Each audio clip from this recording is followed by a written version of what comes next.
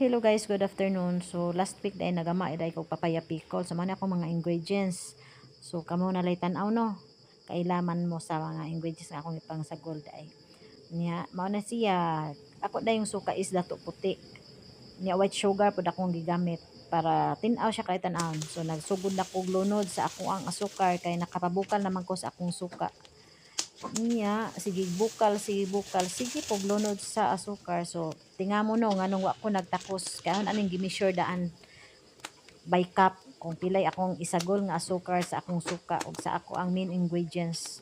So, naglunod ako sa akong mga panakot, karon nag-itsa na ko sa akong carrots, nga ako kung slice o pareha po og size sa kuan. Ako ang kapayas.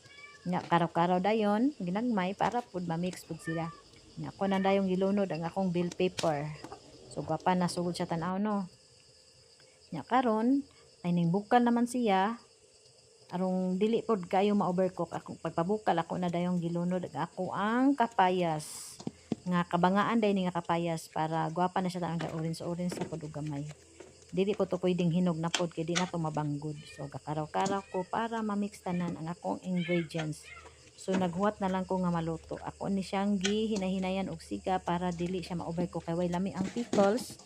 Kung overcook siya dapat tagpod pa siya inagkaluto. Ug maura daghang salamat.